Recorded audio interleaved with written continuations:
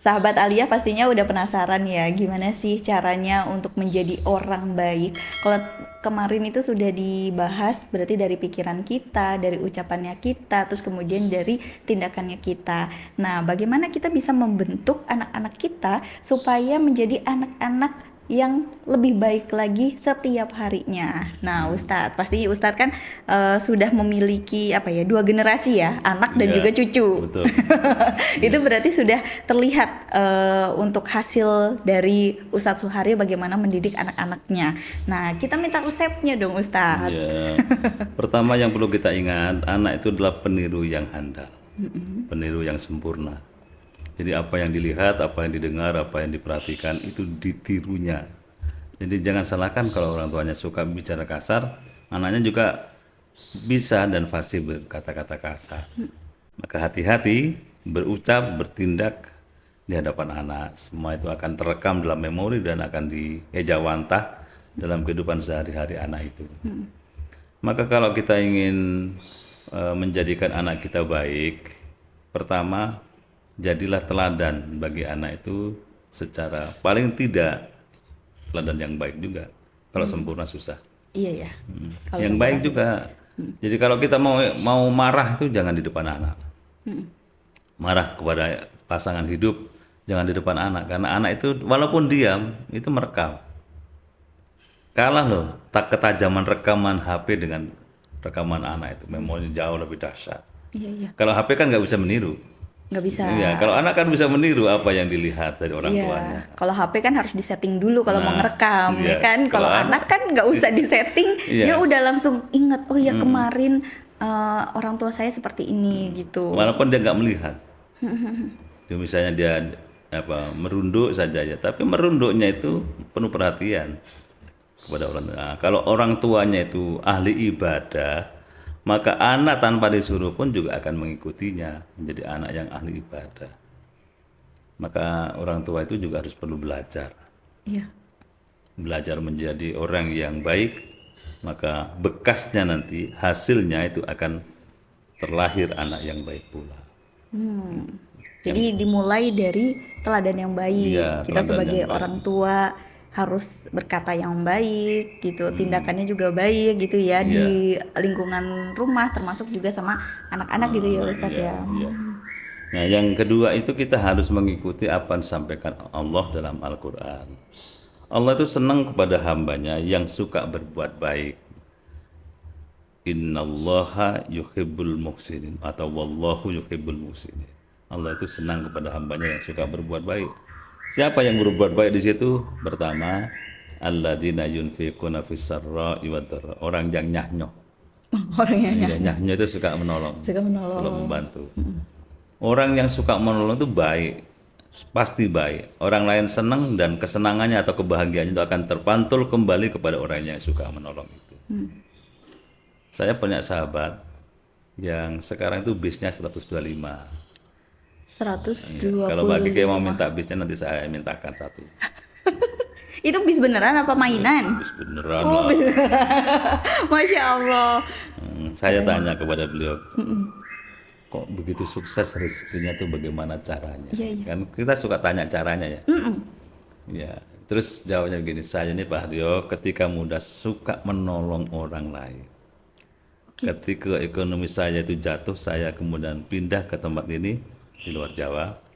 Kemudian Allah ganti apa jatuh ekonomi saya itu dengan rezeki yang luar biasa sampai-sampai kata dia seolah-olah saya ini kesulitan nyetop rezekinya Gusti Allah gitu. Masya Allah. Lancar jaya Iya, kayak iya, kalau ada iya. CV lancar jaya. Iya, iya, iya. Jadi nyah itu penting.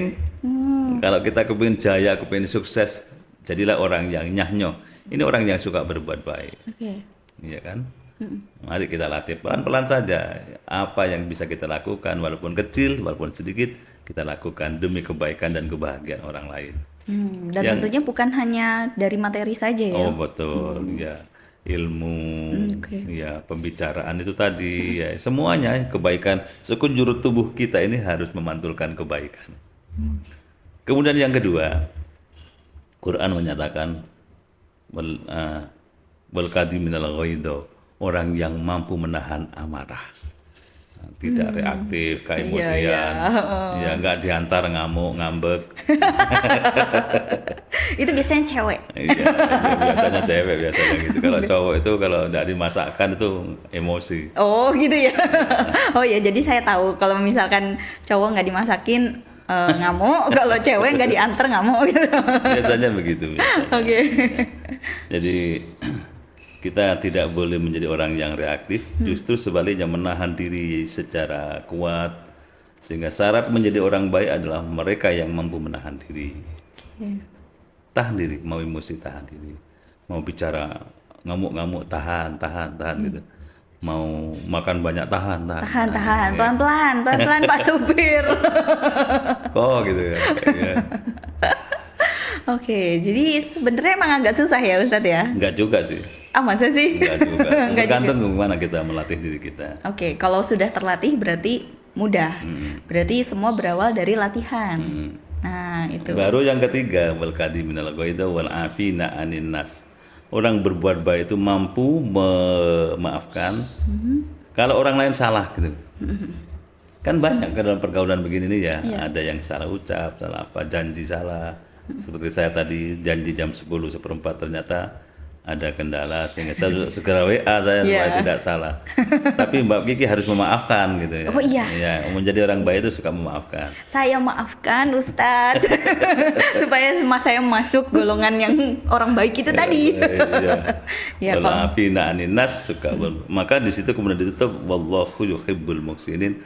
Allah tuh senang tuh melihat hambanya yang suka berbuat baik begitu itu. Oke. Ayo tinggal gimana kita menaktikkan sudah. Iya.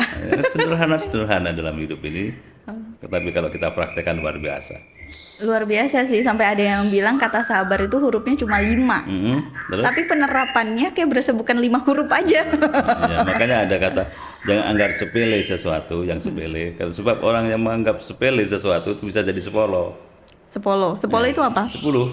Dari sepele itu sederhana Iya. menjadi 10, menjadi besar gitu Menjadi maksudnya. besar. Ya. Oh gitu. Iya. Sepolo ya. Reng Madura. Kalau orang Jawa kan bukan 10 ya, apa? Gangsal. Ya 10 itu. Oh bukan ya. Kalau gangsal itu apa? Gangsal 5.